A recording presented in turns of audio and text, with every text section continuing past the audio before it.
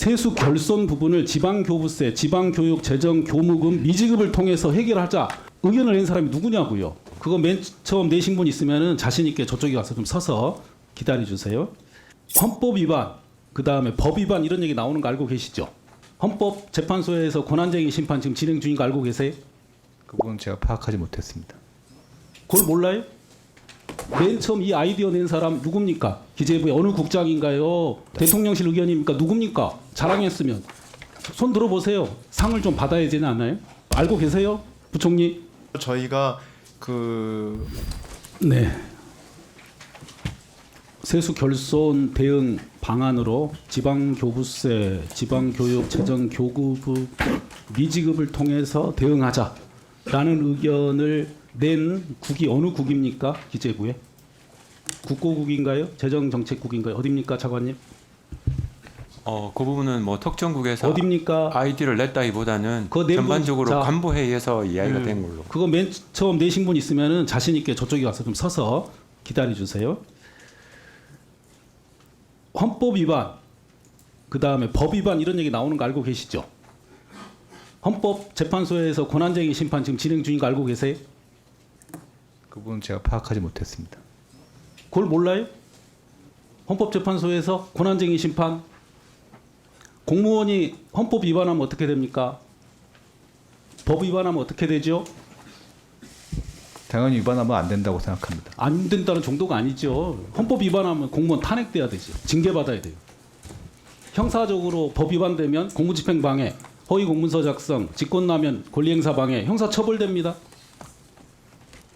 지금 기재부에서는 본인들의 판단이 옳았다고 얘기하시잖아요.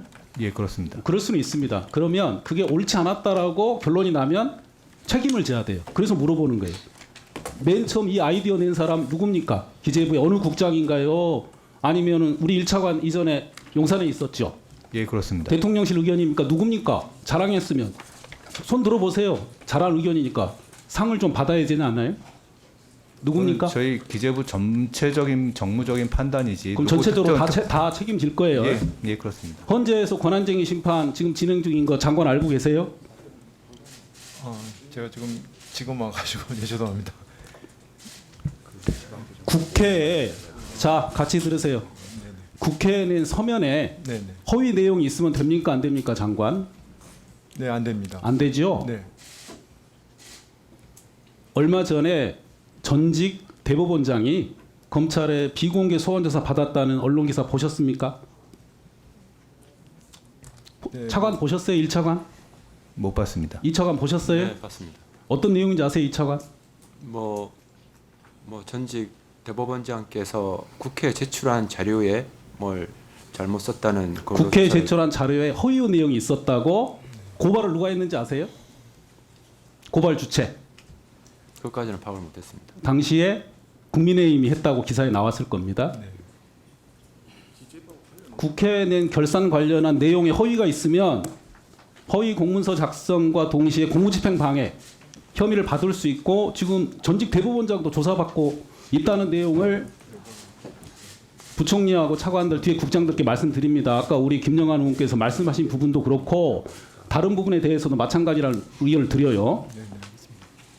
우리 부총리께 말씀드릴 건 이겁니다. 세수 결손 부분을 지방교부세, 지방교육재정, 교무금, 미지급을 통해서 해결하자 의견을 낸 사람이 누구냐고요. 이 좋은 아이디어를 낸 사람이. 그걸 알고 싶습니다. 누구죠? 공무원이 잘했으면 상 받고 못하면 책임져야 되는 거죠. 그 과거에도 저희 과거 얘기하지 말고 제 질문에 답변하세요. 예. 누가 냈습니까? 용산에서 냈습니까? 저는 당시에 용산에 있지 않았던 거로 그리고 기재부에 계셨잖아요. 예. 차관보. 예. 또 누가 냈어요? 회의하실 때 하셨으니까 좋은 아이디어를 널리 알려야죠. 다음에도 이렇게 하라고. 국회랑 상의할 필요 없다. 아이디어 누가 냈습니까? 법률 검토 누가 했을 거 아니에요. 누가 했어요? 알려주세요. 누가 했습니까? 이거 국회 가서 국회의원들한테 무슨 이걸 상의하냐. 우리가 마음대로 하면 되지라는 의견 누가 냈냐고요. 이걸 누가 냈을 거 아닙니까? 과거 사례도 검토했고 2013년도에도 그렇게 하지 말라고 국회에서 시정 요구했잖아요. 알고 계세요? 부총리? 알고 계십니까? 지방자치단체에서 이번 일로 얼마나 큰 타격을 받을지 전국에 있는 지방자치단체 장들하고 누구랑 얘기를 해보셨어요? 얼마나 어려움이 있는지? 공문 보내면 답니까? 누구랑 얘기하셨어요? 부총리 지금 이번에 이 문제 때문에 지방이 얼마나 어려운지 얘기 들으신 바 있으세요? 시장 군수들 와서 얘기하던가요? 뭐 시장 군수들하고 얘기를 나눈 적은 있습니다. 근데 이 부분에 대해서 뭐 개별적인 어려움을 얘기하시는 분은 들었습니다. 근데 전체적으로 저희가 그 올해 지금 작년에 세수 부족과 관련돼 가지고 지방세 교부금과 교부세를 조정한 내용과 관련해서 전체적으로는 그 큰 숫자로 놓고 봤을 때는 그 지방의 어떤 지방의 지출 자체가 크게 줄지는 않은 걸로 제가 파악을 하고 있습니다. 자, 이번에 그 행위가 국회의 심의확정권, 국회의원의 심의의결권을 침해했다. 지방자치 제도를 본질적으로 침해한 것이다. 지방재정법, 국가재정법, 지방자치법이 위반된다. 우리의 행정법상 신뢰보원칙에도 위반된다는 수많은 주장이 있고 관련해서 지방자치단체가 정부를 상대로 권한쟁의 심판 청구한 거 총리 알고 계세요? 모르세요? 네, 그건 알고 있습니다. 알고 계시죠? 네. 자, 그 부분에서 기재부가 문제가 있다라고 판단이 나오면 누가 어떻게 책임질 겁니까? 헌법 위반, 법률 위반이에요 지금. 이 중요한 사항. 국회랑 상의도 안 했습니다. 권한이 있으면 책임을 져야죠. 총리 어떻게 하시겠어요, 부총리? 뭐 그 가정을 갖고 제가 답변을 드릴 수는 없는 것 같고요. 말씀하신 대로 뭐 그런 부분들에 대한 제가 그 관련 법률에 따라서 뭐 기획재정부가 판단한 것이니까 제가 책임이 질 게 있으면 책임을 지겠습니다. 그리고 그 과정에서 형사처벌의 가능성이 있으면요. 우리 기재부의 이런 행위도 저는 검찰과 법원의 판단을 받을 때가 됐다고 생각합니다.